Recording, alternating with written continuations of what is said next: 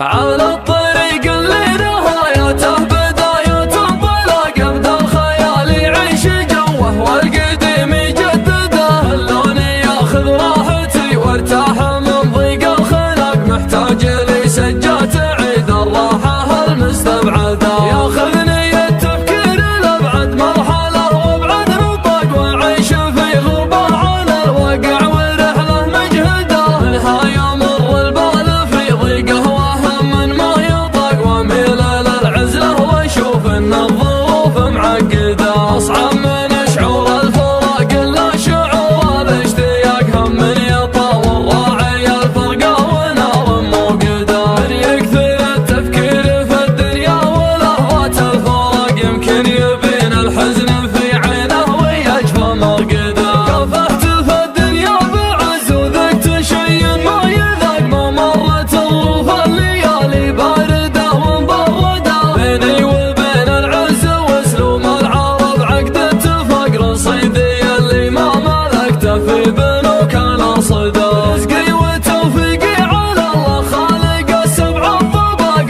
اعيش لحظتي ولا افكر في بكره وابعده. كم من سليم شكله معافى وتفكيره معاق، يمشي على البيضاء برجلينه وعقله في يده. اللي ينفتح للشر باب يصير كانه في سباق، واللي نصيته في مجال الخير كانك تطرده. الخير والمعروف ما يجزى بصده وانشقاق، على الاقل اللي تجمل فيك احد لا تجحده. حيا الرفيق اللي لي ضاقت علي الارض ضاق، يسعدني اللي شفته اسعد واحد الله يسعده. صدره خلي من الحسد والحقد واسلوب النفاق، لا شفته بقضيقة الخاطر عساني مفقده. المدح مثل العود الازرق ما يمد ولا يساق، الا على قرم علومه بالفعول موكده. صدبوا جنبه صخيف وصدبوا كفه رقاق، علي الثماني ما يجنب لين يبلغ مقصده. اسمر معه للمرجله ما هو سريع على احتراق، يوم الاسامي بعضها بالانقلاب مهدده.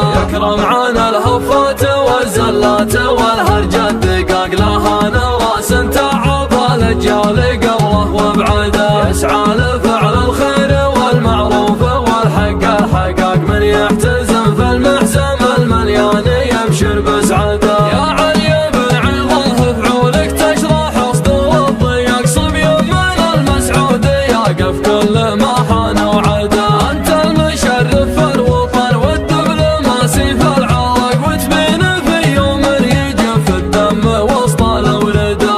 اخوك يوسف ما ضرب الهينه ولا انفهاق، هو مسندك في حزة الشدات وانت مزنده. عزوة اثماله